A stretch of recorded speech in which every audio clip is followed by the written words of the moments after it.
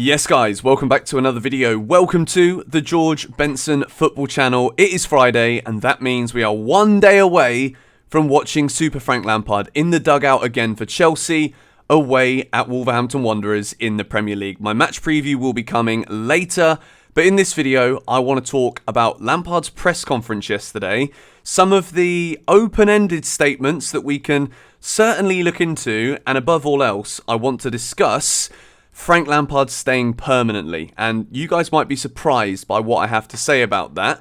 But first of all, we're also talking strikers later in the video, so stay tuned until the end, and whilst you're here, make sure you're subscribed to the George Benson football channel and hit the like button if you've been enjoying the frequency of uploads recently. There's been so much to talk about, from matches against Liverpool, which kind of go under the radar when Chelsea are firing managers, hiring ex-managers, and quite frankly, we've not really known how to keep up, which in a way, it's exciting, but at the same time, some sleep would be nice. Or at least some sleep where I don't put my phone on airplane mode and wake up to news. But Frank Lampard yesterday, walking into that press conference, let me know if you disagree with me here, because I want to try and see how many of you just looked at that and thought, oh, here we go. When Frank Lampard walks into the room with the beaming smile that he had, it's arguably the nicest moment Chelsea have had all season, which sounds ridiculous, but to see someone coming into a presser just genuinely happy despite the situation at the club, we can, in this exact moment, we can remove all of the issues that we're experiencing. Chelsea being 11th in the Premier League isn't good enough, period. Chelsea looking as though we're probably going to get knocked out by Real Madrid in our minds. It's not good. It's not nice to go into a Champions League quarter-final thinking, how many is Benson going to score? But now that Frank Lampard walks in there with that grin on his face, it just put a boost on everyone's feeling at Chelsea. At least it did for me. That's why I said if you didn't feel good in that moment, let me know. And then maybe I can point some therapeutic words in your direction with a reply in the comments. But Lampard, he just looks like the man. When it comes to interviews, he knows what to say. Frank Lampard is a very, very smart man. It was very well documented in the past that as a footballer, his IQ is up there. And as much as we can sit here and say that managerially, Frank Lampard has done nothing to deserve a role back at Chelsea as a manager, I would agree with that statement at this point in time. He was fired from Chelsea just 2.5 years ago, less than 2.5 years ago, and then he was sacked to Everton. Now at Everton, I think it is basically a poison chalice job, similarly to that of Chelsea, because the way that Everton has been ran, the recruitment there, it's been awful. How Carlo Ancelotti managed to guide them to the position in the league he did is because he's Carlo Ancelotti. Frank Lampard has got a lot of learning to do as a football manager. So to see him just hold that press conference the way that he did, for me, is a boost. And it gets me excited to watch Chelsea play again. And one of the most important parts of that interview yesterday, we're going to go through a few quotes here. First of all, I'm ready to play my part in that process, and I would be very honest and open with everybody. That is something we expect, of course, open honesty between players, manager.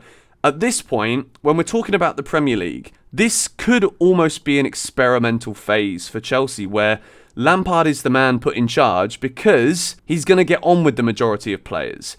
There will be some that will still have some bitter feelings from the managerial stint before, but overall, where Frank Lampard wants the best for Chelsea Football Club and he loves this club, being able to communicate with these players to not let them take control of what and do what they want to do, but to be able to guide but still hear and understand the players without necessarily the pressure that Graham Potter had as a permanent appointment, where it didn't necessarily matter about being able to experiment. What mattered was results. Fundamentally, that's why Graham Potter's not in a job. Frank Lampard will act as a sounding board to Chelsea Chiefs after arriving for caretaker spell. This is from Nizar Kinsella in the Standard Sport. What I do think is important here is we all got as fans an idea as to what Chelsea need to do to become a better football club. We've all got our number 6 targets in midfield. We've all got our striker targets in midfield. Some of us think we need a new goalkeeper, some don't. Some think we need a big-ass centre-half, some don't. Frank Lampard, during this time, will probably see this as an opportunity to be an advisor to Chelsea. And I think Chelsea will benefit from having someone like Frank, who solely wants the best for this club. There's no hidden agendas there. Then from that, we can establish exactly what profile is needed come the summer. Data is everything, yes, but again, the personability of Frank Lampard will help to establish what players need what in this squad and where they should be playing. Fabrizio Romano has tweeted here from Frank Lampard's comments on finding a future coach. The feeling I have is that they want to do a process to find the right person to take the club forward. I'm here to do my best for now. I cannot get ahead of my situation. I'm just here to affect this period. Then we will see. These are the comments that has got people wondering and thinking, is there a way that Frank Lampard can stay longer than this 2-month appointment? And I'm going to give my thoughts on that right now. As much as I will sit here and praise Frank Lampard as a footballer, even as a manager, and especially as a man, he's one of my favourite people to ever grace the earth. And I'm not exaggerating when I say that, genuinely. Other than friends and family, I flipping love Super Frank. At the same time, I absolutely believe that the permanent manager's job, based on a lot of the things I just said as well as the positives, for Frank to take this job permanently, I believe is destined to fail, because I think Chelsea's overall success, and let's just say that the owners have probably got a vision of Chelsea being like Man City in about 5 years. I think that with the money that we've spent and the infrastructure we've got at this club, it's attainable.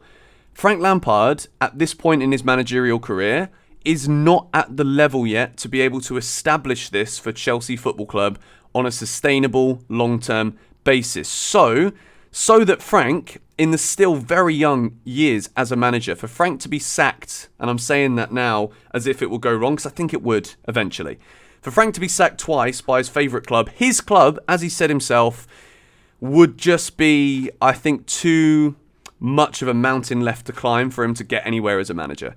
So I think, for the sake of Frank, and because I think Chelsea need a more experienced manager for the next phase of our development here under this new ownership, I really hope that this is just a short-term appointment. And again, I back Lampard. I do think the way he manages the media, I think the way that we saw him play as well, and I'm going to go into that in more detail in my preview, there are definitely elements of how Frank Lampard tactically sets up a team that are really good. Attacking football, defensively, yes, it's not very good, but then look at Lampard as a player. Scoring 200 plus goals from midfield, if he was spending all of his time clearing the lines at the back, it all aligns from Lampard's playing career through to his managerial career. So develop somewhere. Go somewhere and have a job where the pressure isn't as monstrous as it is at Chelsea. Because let's be real, it's heavy for any manager to come into this club. Look at the managers that have won trophies in the past. Look at some of the elite managers. We've basically gone through the lot of them apart from Klopp, Guardiola, and a few more that we're currently linked with. So for Frank, I wish him all the best. And I think as fans, we will really enjoy this period between now and the end of the season. But can we please keep it there? I think that is as far as it should go for now. If we're looking like 10 years down the line, Lampard, experienced manager by this point, who knows? The story, I think, will never end with Frank Lampard and Chelsea. Even if he gives up on being a manager, best believe he'll be back on television, backing us the way that Mourinho said, we need someone to back Chelsea. Could be Lampard in the future if things don't go well. But don't give him the job now, because I think it's destined to fail and he's not ready. Speaking about someone who is ready and would absolutely jump at this opportunity, I spoke about Antonio Conte in my previous video here. But Chelsea have also contacted Jose Mourinho, apparently. I'm not going to talk about this too much because at the moment it's better to just focus on what we have and just know that the managerial long-term appointment is something that Chelsea are exhausting. I don't think I've ever said the word exhaust as much as I have on the channel this week. Not because I'm exhausted, but because that's the words that are being used. I've got pain in my neck, guys. I don't know what keeps going on here. But we move into the striker part of today's Chelsea news video. We're going to start with the one that I know less about because, quite frankly, I don't know too much about Rasmus Højlund. He's Danish. He plays for Atalanta. They signed him last summer for 15 million. And now the demands are 60 million quid. He's very young. And I'm reading here, he's scored 8 goals in all competitions this season for the Serie A outfit. Atalanta, good team. But Kai Havertz scored more goals, I think, this season for Chelsea than 8. So 60 million for this bloke. Again, when we're talking about the bracket of pricing for strikers, we're talking astronomical sums. But at the same time, the gap between Chelsea, what they need is not buying potential. We do not need to buy potentially great strikers. We don't need to buy, because he's done well, an 8-goal-a-season striker, 60 million quid. Good job. No. For me, this is not good enough for what Chelsea need. Yes, he could be the next Scandinavian Erling Haaland. Who knows? This could be... Newcastle have got the Swedish Isak. You've got Haaland from Norway. Maybe this guy is the Danish version of that. But at the same time, I think it's risky. Chelsea have been buying strikers for years and it's not worked. Didier Drogba, Diego Costa, Fernando Torres I always thought did okay. But those two in the last 20 years of what Chelsea have been rolling with. And with a striker, you want to buy a striker who will be your man for 5 to 10 years, if you can. If you get that, then Chelsea are going to be absolutely laughing. We're going to be winning trophies and we're going to need a bigger cabinet, which we've already got a pretty stacked one.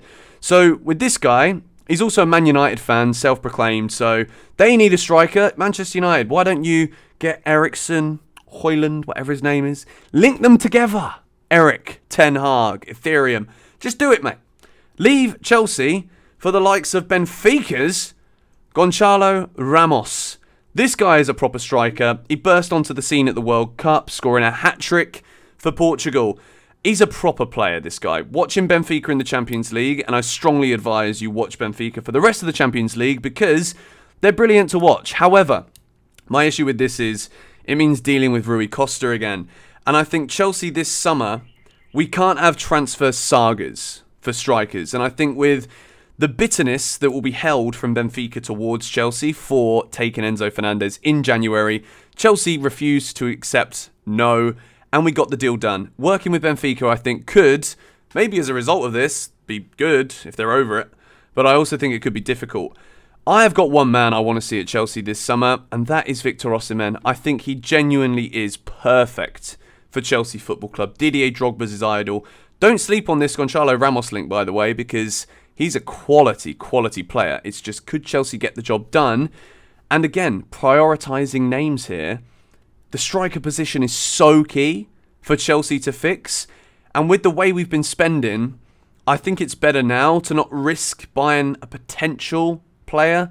Buy a ready-made striker. Ramos is in that category for sure. But for me, it's Osimhen. And if it's not Osimhen, try and get Harry Kane off Spurs. I really think that would be fabulous for Chelsea Football Club. Ramos is up there too.